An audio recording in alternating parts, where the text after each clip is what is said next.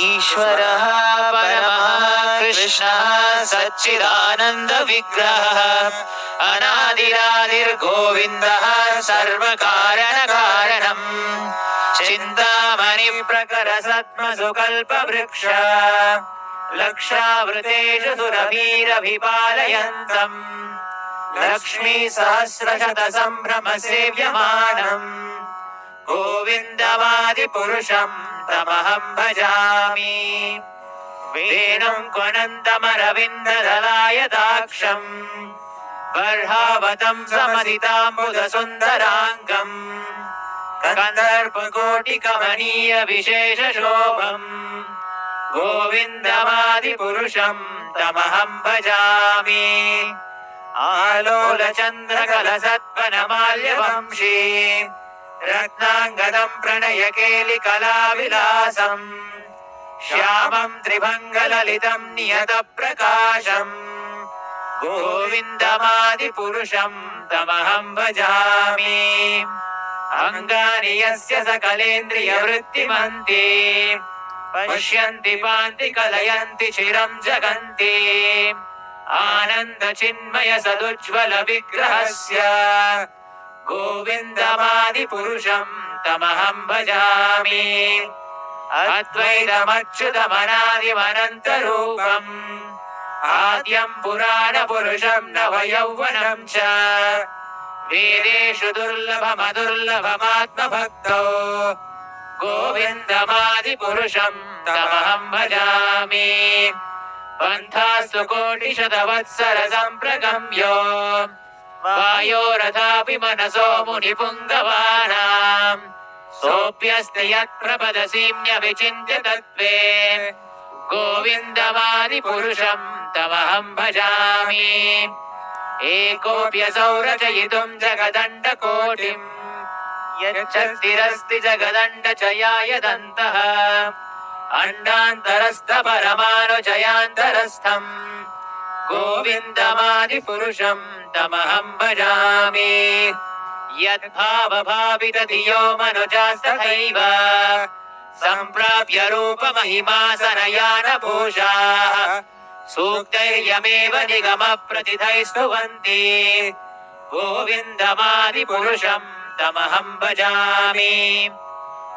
आनन्दचिन्मयरसप्रतिभाविताभिः ताभिर्य एव निजरूपतया कलाभिः गोलोक एव निवसत्यखिलात्मभूतो गोविन्दमादिपुरुषं तमहं भजामि प्रेमाञ्जनच्छुरितभक्तिविलोचनेन सन्तः सदैव हृदयेषु विलोकयन्ति यं श्यामसुन्दरमचिन्त्य गुणस्वरूपम् गोविन्दमादिपुरुषं तमहं भजामि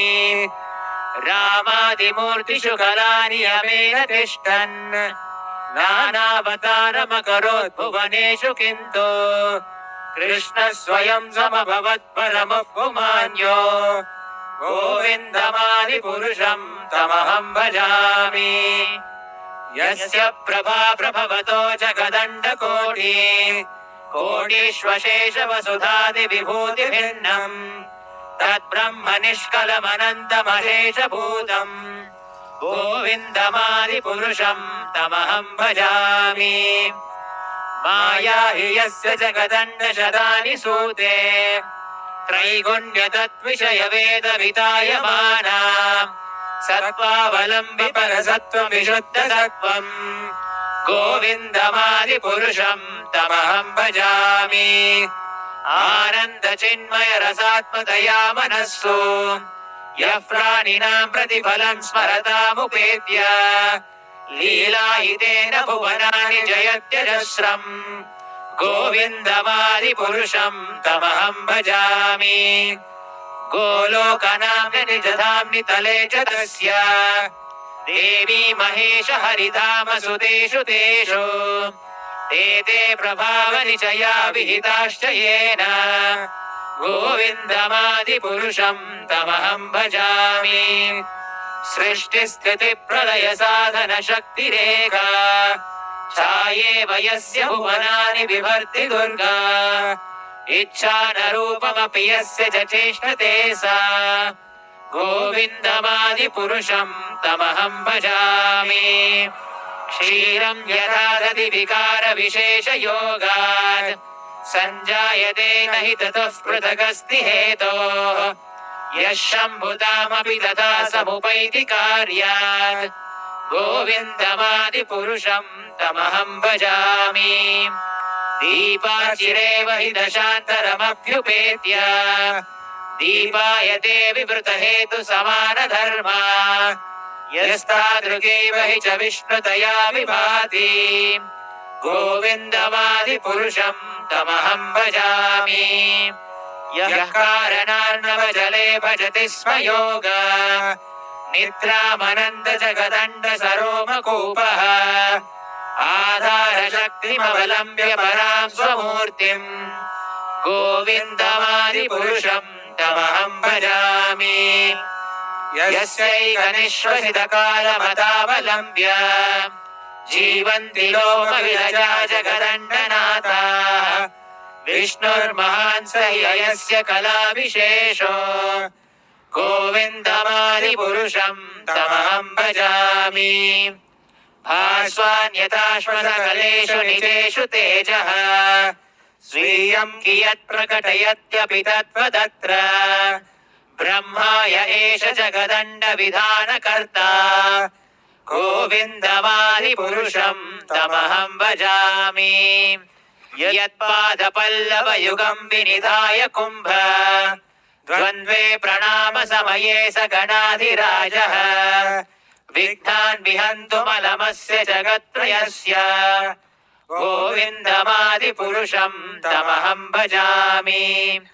अग्निर्मही गगनमम्बुमरुत्तिशश्च कालस्तथात्ममनसीति जगत्त्रयानि यस्मात् भवन्ति विभवन्ति विशन्ति यं च गोविन्दमादिपुरुषं तमहं भजामि यच्चक्षुरेश सविता सकलग्रहाणां राजा समस्तसुरमूर्तिरशेषतेजाः यस्याज्ञया भ्रमति संहृतकालचक्रो गोविन्दमादिपुरुषं तमहं भजामि धर्मोदपापनिचयः श्रुतयस्तपांसि ब्रह्मादिकीटपदगावदयश्च जीवाः यद्दत्तमात्रविभवप्रकटप्रभाव गोविन्दमादिपुरुषं तमहं भजामि यस्त्विन्द्रगोपमथवेन्द्रमहोस्वकर्म बन्धानरूपबलभाजनमातनोति कर्माणि निर्दहति किन्तु च भक्तिभाजाम् गोविन्दमादिपुरुषं तमहं भजामि यं क्रोधकामसहजप्रणयादिभीति वात्सल्यमोहगुरुगौरवसेव्यभावैः सञ्चिन्त्य तस्य सदृशीं तनुमापुरेते गोविन्दमादिपुरुषं तमहं भजामि श्रियः कान्तः कान्तः परमपुरुषः कल्पतरवो द्रुमा भूमिश्चिन्तामणि गणमयी तोयमृतम् कदा गानं नाट्यं गमनमपि वंशीर्यसखी चिदानन्दं ज्योतिः परमपि यदास्वाद्यमपि च स यत्र क्षीराभिश्रवति सुरभिभ्यश्च सुमहान् निमेषार्धाख्यो वा प्रसृति न हि यत्रापि समयः भजे श्वेतद्वीपं राजाधिराज गोविन्द राजाधिराज गोविन्द हरे कृष्णा कृष्ण कृष्ण हरे हरे हरे राम राम राम हरे हरे हरे कृष्णा कृष्ण कृष्ण हरे हरे